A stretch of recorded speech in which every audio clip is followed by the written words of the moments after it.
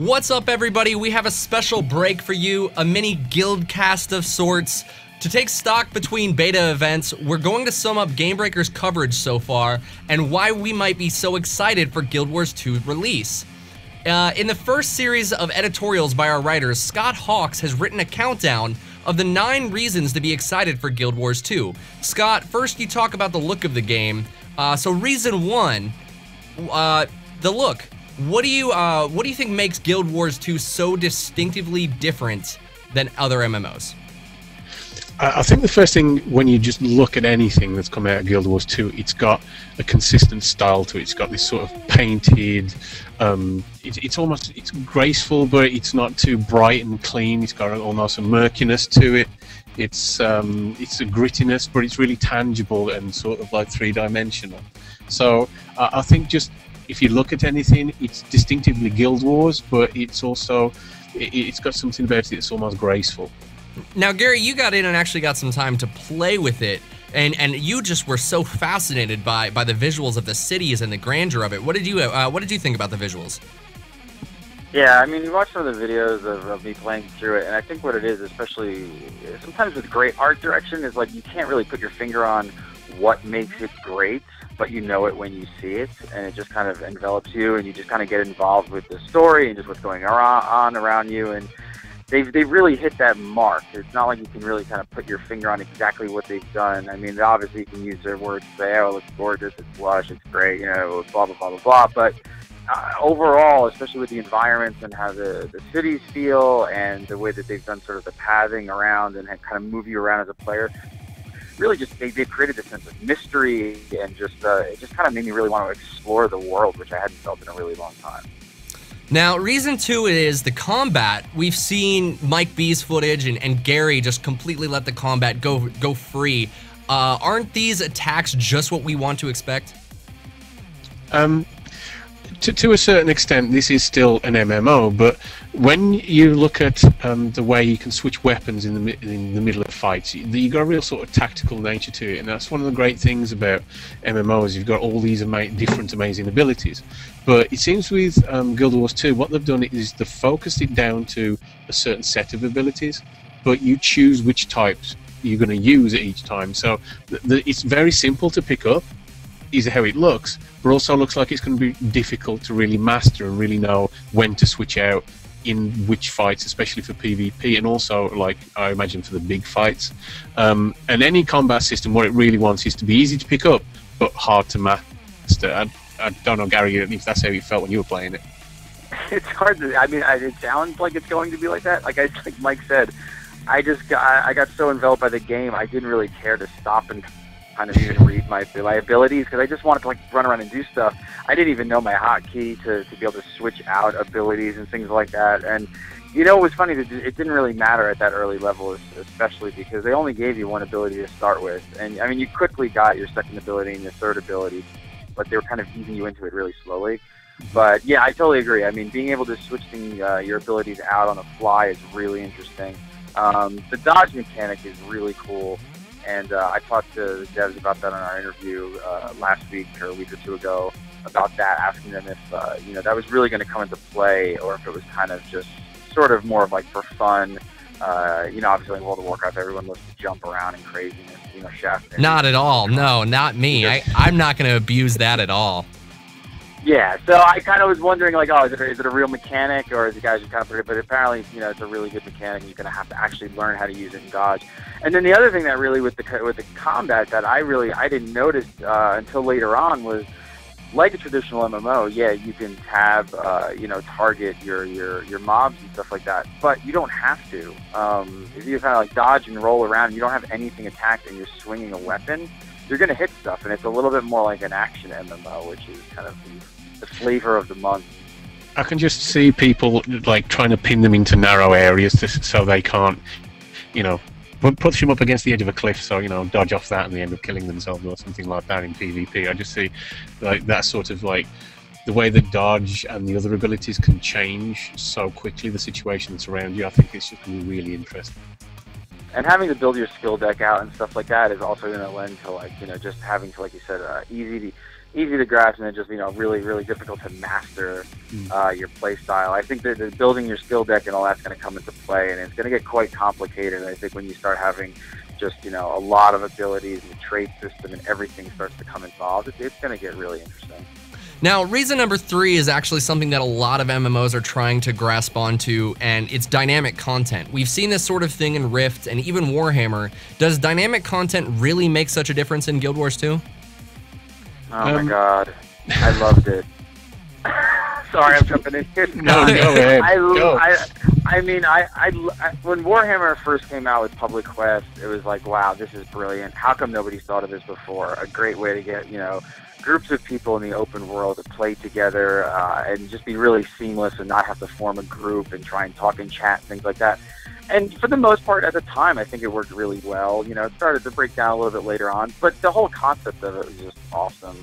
And again, I mean, I see some of the videos. I put the Norn video out, and I've got some more coming out with some of the other characters. In under 10 minutes, I don't think I was in the game for 10 minutes, and I was already in an awesome dynamic event with like 15 other players fighting this giant ice worm. And I can only imagine that was under 10 minutes of gameplay. And I feel like what they're doing there is they're sort of setting the stage, right? We've talked a lot about on Guildcast about they don't let you use the end game, and there's no raiding like traditional raiding. There's dungeons, but there's all these dynamic events. And I think what they're doing is they're obviously setting the stage really, really early on for the player to grasp what they mean by that. So they're jamming one of those at you like in the first 10, 15 minutes of gameplay. And if that is my first 10 minutes, I can't imagine what it's going to be like, at, level 20 and 30. It's probably just going to be awesome. What about you, Scott? Well, the thing to me is that the format's been basically, you had the way back in Through the Mist of Time, where basically you had to guess what NPCs wanted from you, and what World of Warcraft did was said, hey, we're going to make it easy from you. Look, these great big exclamation marks over people's heads. There's a quest there, you want up, you get it, and then you move on. Now, it's a really streamlined system that works very well, but I just find it really repetitive. And it turns, you're not actually looking at the characters anymore, you're looking for punctuation. So it's not organic. You're just looking not for these at all. glowing things. And the way they're doing it now, it's like you're just running through the world and something just happens, this dynamic event unfolds in front of you, and like, wow, that's how an event like this would really go down. Well, it's like, if you've got a 50-foot dragon landing in the middle of a village, just for instance, do you need a guy standing there with an exclamation mark over his head to tell you, oh look, there's trouble, could you come and help us? You know what I mean? If you see that happening, trouble's happening. I think I mentioned I don't want to be told that there's danger. I want to be in danger and then have to react to it. And that's where I think dynamic content does much better than that sort of old style questing system. And that was something else that I experienced early on, where these things would happen around you, and it would slightly confuse me. Like I was getting slightly confused. Like I didn't exactly know what was happening. And you were actually watching me play it, and you were like, is that a good thing? And I was like, that's absolutely a good thing. Like, I'm not being overwhelmed with confusion. I'm intrigued with confusion of going like, wow, that was super cool. Like, that was a cool moment, rather than just being like, I don't know what's happening. I wasn't dying. It was just a matter of like cool stuff happening around me. Do you think it takes away though from the mystery of knowing what's going on? If really cool stuff happens around you, but you don't know why, do you think that takes away from it at all? God, no. The absolute opposite. I don't know. To me, it was the first time in a really long time in a game that really just felt just cool again, and I just didn't understand it. Most MMOs now follow, sort of the world of, EverQuest and all everything else, but, like you're talking about looking for punctuation. That's what we've become used to, and nothing that cool is going to unfold when you click on the punctuation. Well, it's even if you look at how your mini-maps work anymore, it used to be you looked at them to oh look, there's a river, there might be something there. You don't even, it's just wallpaper now, and you're just looking for those exclamation points or the question marks. So it's become a case of, I think we've become so used to and so almost programmed into operating that way in MMOs that I think it will be confusing to start to just go, oh, there's stuff happening all around me. Who's the person who's supposed to be here to tell me what's actually going on? I think it might take a little bit of getting used to, but yeah, I'm really excited to have that instead. I think you're absolutely right. That was part of they broke the confusion fit in because they actually broke the mold a little bit with that, and they put me out of my comfort zone of knowing exactly what was going to happen. I really felt it was a really, really good thing, and I think gamers are going to love it. So, okay, reason number 4 is big bosses before the end game, putting up against something that's so great. At Gary, you said at level 1 even. In the article, Scott, you wrote that it was critical to how some games handle the early experience. How does Guild Wars 2 seem to do this differently? Well, if you watch Gary's video, it's linked in everything. All the stuff that we've done is linked through the article, so it's easy for you to just go through it and see what we're talking about. But in Gary's video, he's running around and just marveling at everything, and then as soon as he actually gets involved, you run up, and he's in what is essentially a boss fight. It's got boss mechanics, it's got AoE melee attack, it's got adds that it spawns at specific stages, and the one I've cited before is what was saying Star Wars: The Old Republic. The first kind of like elite mob before just looked like every other mob, but it just had like that little elite mark above it. And the idea that you're going to be running along and bosses that you would normally not expect to see until you've joined a raiding guild, but you're going at level 1, I think that's just fantastic. Yeah, I mean, like you kind of pretty much summed it up, and that was my experience. We watched the video. Yeah, I was level 1, and again, about 10 minutes of gameplay, and you're experiencing stuff like this. I don't understand why other games haven't caught on to this yet. That sometimes the first, I'd say within the first hour of gameplay of any game, whether it's an MMO or a single player game, it really sets the stage of whether this is going to be a good game. It's going to suck you in and just pull you in.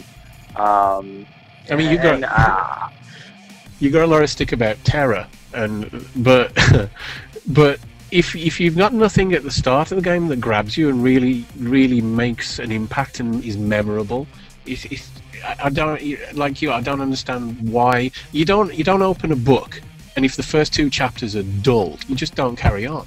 So why? I agree, and I agree. And obviously, when I talked a little bit about terror and stuff like that, and got some flack for only getting out of the newbie zone up to level 11. But again, 11 levels, and why does the newbie, to me, I don't understand, why does the newbie zone have to be lame, right? Why can't the newbie zone be just as cool as what the game is actually supposed to be? So, again, the apples to oranges here, totally different kinds of games. One, maybe just some are for some are for others, but I just prefer the big style, grandiose pieces, set pieces, epic, just storyline, and feel like you're really just thrust into the middle of just a crazy whirlwind, almost like, what I'd imagine being like a protagonist in a film would be or something like that. And that's a little bit closer to what I felt like with Guild Wars 2. And isn't that what a fantasy world's supposed to be? It's supposed to be a world different to your own. It's not supposed to be, well, level 1, it looks like you're going to walk around your local park, Surely if you've got this fancy world and the chance to go to places you can't in the normal world, go for it. And part of it has been such a pet peeve of mine forever with MMOs was that, and we're actually talking about it right now. I think there's a post up on GameBreaker talking about from this week in MMO where you guys talked about Star Wars and Age of Conan and stuff changing their endgame. And yep. It's such a thing that I just cannot understand are why MMOs have turned into this thing where you play one style of game up until X level, and then when you hit max level, all of a sudden the entire game changes, and now you have to go raiding. And it's essentially a different game. You didn't play that game for all those X number of hours to get there. And again, I think that's what Guild Wars 2 is doing with getting you into this boss mob early on, is they're sort of showing you, no, this is the way the game's going to be your entire ride. It's probably going to get cooler, bigger, badder.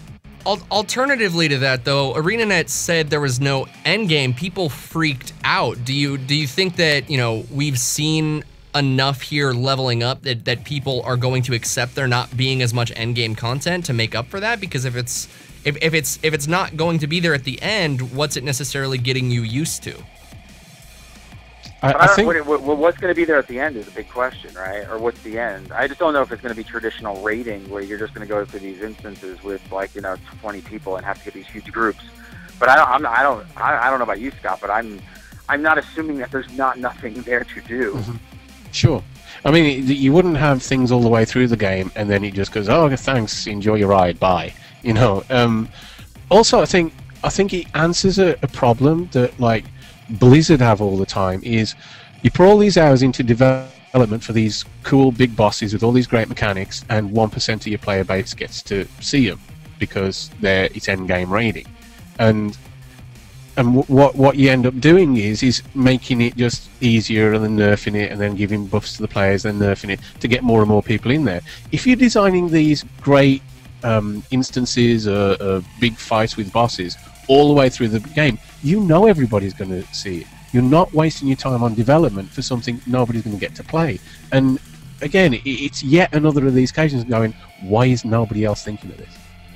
Well, I think you are seeing a little bit, right? I mean, Flashpoints and Star Wars: The Old Republic is definitely moving in that direction. I mean, you hit one of those at early level, and I gotta say, I had the same sort of, I said the same thing when I hit my first Flashpoint. I was like, wow, this is brilliant. I feel like I'm, doing mini endgame kind of rating style stuff with a small group of people, but it's really low level stuff, and this is great, and I'm getting to experience this. So I think we're going to see this type of model actually become more and more popular as time goes on. Yeah. So reason 5 was sense of scale. Now, I know from watching Mike B run through the Black Citadel on his char, gave a real idea of how big Guild Wars 2 wants its setting to be. What do you guys think of that the scale brings to the game? It's to me, I mentioned earlier the idea, you've got this fantasy world, make use of it. You want your jaw to drop. You want to get the sense of history, like bigger things have been here before you. There's a real sense of drama just being around in the world, to tell stories just with what you see, rather than it being on the scale of what we're used to just in everyday life. I mean, escapism's what these games are essentially supposed to be around. Tell a story with what you see, rather than just, do it just through the questing. And I just as soon as I saw the cities, I was just like, I want this game. I want it now. And that goes back to the art direction as well, right? And yeah, for me, the Char City just was unreal. I haven't gotten that video yet. I promise I'll get it out. I'll get it to you guys. But when I dropped into the air, I mean, the set pieces are just gigantic. There's just the scale is huge. And again, you want to explore this stuff because it somehow, and you can't really put your finger on it, but the art design and the direction has this sense that there's backstory with everything, and everything is here, and the Char, obviously, they just kind of slap these, this world, these villages together with, just steel, and it's almost like kind of like they're steampunk. And I said this on Guild because I think there's a slight, you can make your connections if you're into fantasy. Obviously, it's close enough to other fantasy genres that you're used to. Like, you could say, well, the Char have enough orc to them, even though they are not orcs, but it's like there's enough to make the connection, but it still feels super cool, and it feels incredibly unique compared to other fantasy worlds. But yeah, the Norn area, you see in the starting video there, you kind of start climbing up the steps, and I'm climbing up the steps, and all of a sudden you just see these giant, bear and wolf carved into the side of the mountain, and you're just like, oh my god, it just feels gigantic, and it feels like you want to go up there and kind of check that out for yourself. Well, when I was watching you going up those steps, and it's like there's a lot of steps, and I like lots of steps in my climbs because I agree. Yeah. And I said that when we were when in Skyrim, like when you get to that early quest, it's like 1,000 steps, and I was like, wow, there's probably really 1,000 steps. Yeah, really are. Yeah, that's really gave you 1,000 steps. I'm like, that's cool. Like, this is taking me a while because I'm on my journey again, right? I'm actually doing this. It's not like, oh, it's called 1,000 Steps quest and there's like 10 steps and I'm going to fight some lame NPC. It was cool. And yeah, I had that same feeling when I was climbing up all those steps. So I was like, all right, man, it feels huge. It feels big. Yeah, I think that video of yours, that was what the game that was most reminiscent of, was some moments in Skyrim when you get to I forgot the name, the ones who teach you how to use your shouts. As you're climbing up that, and then you get to look out at the vista, and there's these massive mountains and valleys and all the rest of it. But to do that in an MMO is just fun. It's just brilliant. It's just brilliant. And then you watch Mike B's videos when he gets to like Hullbrack and stuff, and you start going through those caves and tunnels, and you're just like, they just keep going and going, and then you come out the other side, and none of it's copy pasta. It's truly awesome. I can't wait for more people to actually get in here and see some of the stuff that we got to check out. Well, on the topic of scale, reason number 6 was World vs. World, which was just this ginormous four individual maps as big as they could possibly make them PvP area. Now, we've seen the problems for mass scale PvP time and time again. WoW had to revamp Alterac Valley solely around it, and Wintergrasp. SWTOR had problems with Ilum. Do you guys think ArenaNet has finally solved the problem with World vs. World? I think this is the aspect of it to me that when you look at the idea of design is you're solving problems, and the more problems you can solve in one go, the better the design is. And to me, it solves the idea of keeping a community in your PvP. It solves the idea of balance by having 3 servers. They'll pick one large server and 2 smaller servers, so you can start having little deals and promote community. There's guild objectives in there, so you're making sure your guilds are taken care of. You've got the social aspects. You've got all these different combinations of things. And for me, WVW, I mean, it looks fun is the main thing. It looks like you're going to go out there. They're not intending it to be some sort of competitive thing. It's just going to be fun. And there's so much depth to it, but it solves so many problems that you have when you're setting the game up. It's probably the one thing they've done that I think shows, in microcosm, shows just how well they've thought about designing this game. It's just incredible. I mean, from a technical standpoint, who knows yet, right? I don't think any of us have gotten to see how massive the battles are going to get as far as how many players on screen and how things are going to handle that, and if the engine can handle it and if most people's systems can handle it. I guess we all just got to kind of put our we've got to wait for the proof, but they've said they've had up to 300 in a map at the moment. Right, I'm saying from a personal experience, I didn't get to check it out. But I mean, again, the way that they've structured WVW, again, is one of these things, again, that makes you go, how has it taken somebody long to finally have taken the Dark Age of Camelot sort of methodology and build off of it, you know? Dark Age of Camelot, for a lot of players who missed out on that, you know, how they set up with 3 factions, and did their open world PvP stuff, which is brilliant. And Dark Age players know that most of them feel like, you know, that was some of the best PvP they've ever experienced in a game ever. And nobody's been able to kind of replicate that at all. And this system has a lot of similarities to it and expands on it by now not only having just, like, say, 3 factions in the same area, has 3 servers, which is just an incredible idea to kind of pit server up against server. Instead of having to put, like, Norn against Char kind of thing. Do you guys think that it's going to be a little bit difficult to orchestrate organization with World vs. World, being as servers won't be able to communicate with one another, so the 2 weaker servers necessarily won't be able to coordinate attacks against the stronger one? Do you think that's going to play into difficulties at all that they might run into with World vs. World? Lack of communication and just chaos? I hope so. I hope so. But I chaos think sounds good to me in WVW. I want chaos. Everybody likes to go, but I think they might be able to communicate if I remember correctly. When you're visiting another server, you can still talk. You still have channels of communication to your home server and so on. So I mean, I don't know if that's been confirmed yet, but I'm thinking there's going to be a way to communicate between servers on this. But if not, yeah, just everybody gets stuck in. It'd be fantastic. So reason number 7 is social gaming. Now, you actually in the article cite that Guild Wars 2 as an example of promoting the social elements of MMOs. Don't all MMOs promote social aspects? You'd like to think so, wouldn't you? I mean, it's called massively multiplayer online, but a lot of the time it isn't. I mean, SWTOR gets a lot of stick for saying, oh, it's really a single player game, and I think that's going too far. I mean, it's certainly got that element. You can play through it. I think what happened is when World of Warcraft came in, it made it accessible, and part of that is making it so you can solo through a lot of the content. But to me, if it's going to be an MMO that's going to be really interesting and it's going to have that experience, and mainly on a business scale, to have retention.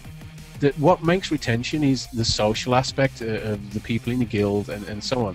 So I think what Guild Wars 2 does, it really focuses on making guilds important and promoting that social aspect of it, being able to go to different servers, being able to communicate across them, different guilds. It just seems like they're taking a really fresh look at how important guilds are and how they should really be the heart of what the MMO experience should be. Yeah, I agree. I mean, they're paying a lot of attention to that, especially like you said, a great guild system and things like that are just they have to be there to promote longer term play and things like that. I mean, it's again, it's a little bit hard to say exactly how it's all going to play out for me in the social aspect because I haven't gotten to play with like large groups and things like that. But it does really seem like they're paying a lot of attention to this aspect as well. And yeah, Sweater does get a little bit of, I love how you put it, dick for that, you know. But I think that they kind of that was their games in this, you know, from the get-go. It's like play with 3-4 your buddies, that kind of thing. Yeah. Again, I think Guild Wars 2 is definitely setting itself up, I think, to have like massive guilds, lots of people doing things together as a community, and again, seeing things like the early on boss dynamic events, fitting you in with a bunch of other people, I think just helps add to that social community and just kind of like interacting with people like really seamlessly and easily. So reason number 8 is dungeons. The dungeon experience is an important part of any MMO, and I know watching Mike's run through of Ascalon Catacombs, you could tell that ArenaNet spent a lot of time getting it right with the atmosphere. Do you think that Guild Wars 2 brings anything new to the table? I mean, I think what they do, they actually, in some ways, go quite old school. In the, I really sound old. It's quite weird. I really do. It's all right, man. I mean, your experience is your experience. Yeah, okay. Experience. I'll stick with experience then. Back in, like, I'll go back to EverQuest because that's where I started. Going into a dungeon was. Wow, scary. you are old. Yeah. I am very old. It was scary. Because you knew that there's every chance you're going to get wiped out, and if you got wiped out down in the bottom of it, that was bad because it took hours to sort yourself out. Now, I'm not saying it should just be incredibly difficult in a painful way, just that it was then, but just more. If you go into a dungeon, it shouldn't be just like the outside experience with walls. Like I find in World of Warcraft, like even the heroics, they become 20-minute runs. That you go in with people you don't know, that you don't care about, who you will hope cheer up all the way through it, and you just do this sort of line dance all the way through, finish, and then queue up for the next one. Now, you've got plenty of that sort of content out in the open world to go do that there. I don't understand why not make dungeons something that's an atmospheric difference, something that's really different to the rest of the world, and also it should be challenging, something you want to go in there with people you know and people you can really have a proper adventure with. So you're hoping, which is a very old-fashioned game. You're hoping that they don't down the road for ease of the player integrate any sort of looking for dungeon system.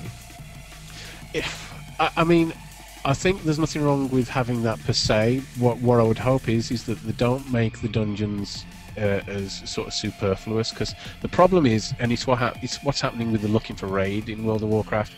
If you're going to have a looking for raid, you have to take into account that people who don't know each other are not going to have the organisation and the team work together. So you have to make the raid easy enough for them to blow through it. You mean all 25 of us can't be the leader of the group? Yeah, apparently. And and you have to have that crazy thing of like actually knowing what you're doing.